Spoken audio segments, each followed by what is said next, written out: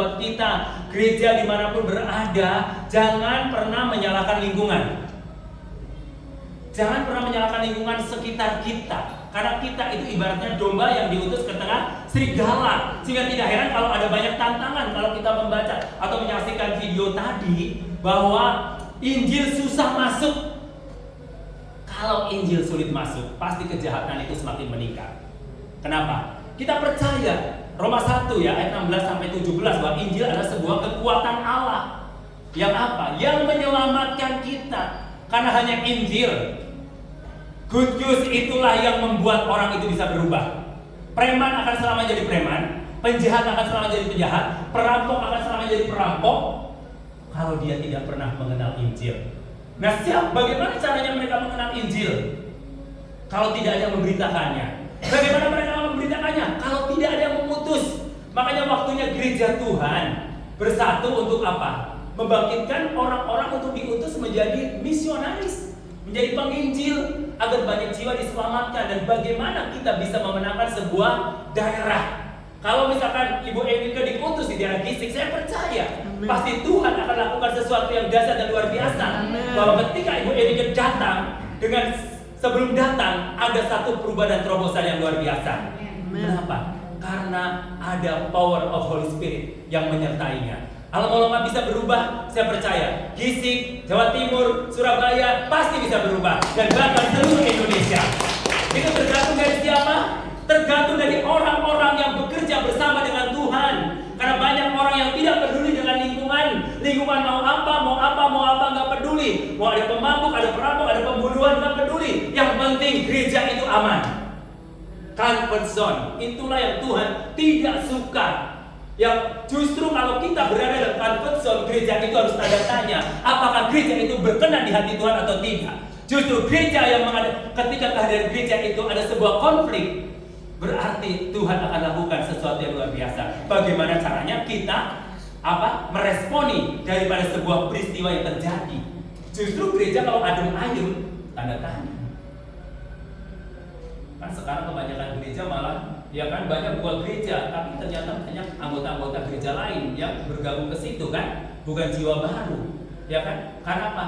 Pendeta-pendeta kepada kepengen enaknya, ya kan, yang sudah diselamatkan pindahin ke tempatnya, nggak salah. Tapi kita juga perlu untuk menjangkau daerah-daerah di mana yang Injil belum disentuh. Saya katakan pada waktu di Manado, ngapain kamu buka gereja di daerah sini, udah gerejanya penuh banget, setiap desa, setiap RT, bahkan lorong-lorong ada gereja.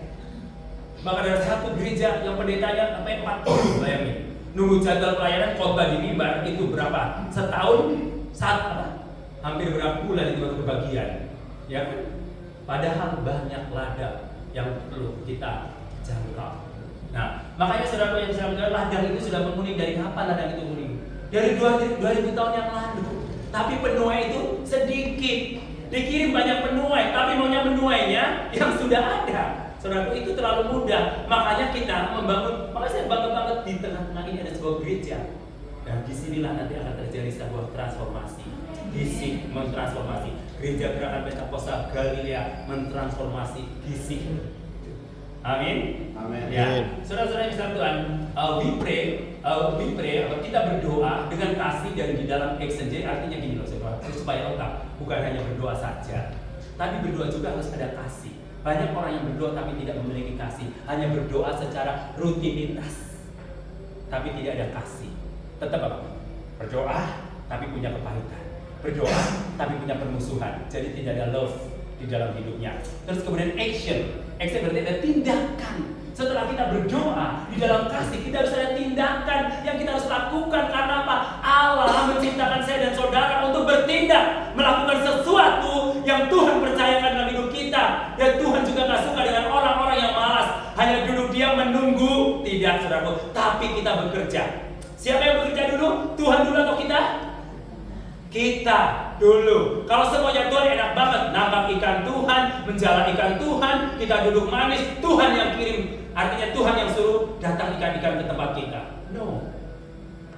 Tapi kita yang bekerja, Allah turut bekerja bersama-sama dengan kita untuk mendatangkan kebaikan bagi setiap orang yang mengasihi Dia. Oke, klik. Itulah yang Tuhan taruh dalam hati saya dan di hati Tuhan. Di setiap kota harus ada orang yang menjaga kotanya. Karena kalau kota tidak ada yang menjaganya, maka akan terjadi kehancuran, kejahatan semakin meningkat di mana-mana. Saudara boleh belajar sekarang. Lihat lingkungan saudara. Dari dulu saudara ada dan sekarang saudara masih ada. Adakah sebuah terobosan atau perubahan? Kalau tidak ada terobosan atau tidak ada perubahan, harus bertanya sama Tuhan, apa fungsi saya di dalam lingkungan itu? Dan jangan pernah menyalahkan lingkungan, karena kehadiran kita adalah menjadi garam dan terang dunia. Kalau garam bertemu garam semakin asin. Makanya kita gereja Tuhan, garam dan garam jangan ketemu garam dulu, ya kan?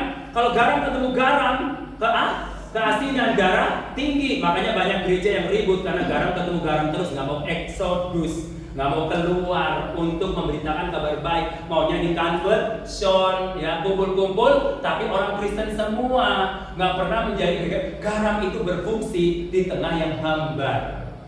Bukan garam berfungsi di garam. Kalau garam ketemu garam, keasinan. Jadi darah tinggi. Gak heran kalau banyak gereja pecah karena darahnya pada naik, saudaraku. Karena garam tersuruh garam. Dan terang itu berfungsi di mana? Terang berfungsi di mana? Di gelap, saudaraku. Kalau kita terang berfungsi di terang, silo men, ya kan? Ya kan, terang sama terang bertemu jadi silo. Makanya fungsi terang itu berada di dunia yang penuh dengan kegelapan. Cuma banyak orang takut yang menerangi di tengah-tengah kegelapan, maunya terang sama terang terus, saudaraku. Dan kalau terang sama terang terus itu enak, zona nyaman gitu loh, nggak ada tantangan. Makanya kalau pelayanan nggak ada tantangan, harus ada tanya besar. Kalau ada tantangan justru saya senang. Kenapa? Oh, berarti Tuhan sedang bekerja. Ya, pada waktu saya membuka panti asuhan, ketika sedang berjalan panti asuhan, tiba-tiba di stop sama Satpol PP. Saya ditelepon. Ini berhenti, katanya, jangan dilanjutin panti asuhan. Oke, nggak apa-apa. Kalau kamu mau stop pekerjaan Tuhan ini, panti ini, kamu ambil semua anak 33 ini, bawa, pelihara, rawat, bayarin kesehatan, sekolahnya, makannya, setiap hari kamu bawa. Dia tutup. Oh, nanti akan rundingin. Dia tidak mau lagi 5 menit. Pak, lanjutin aja, kami bisa. Pekerjaan Tuhan kalau bertanggung jawab, kita nggak usah takut. Dimanapun saja kita berada, karena Tuhan yang kita sembah itu raja di atas segala raja.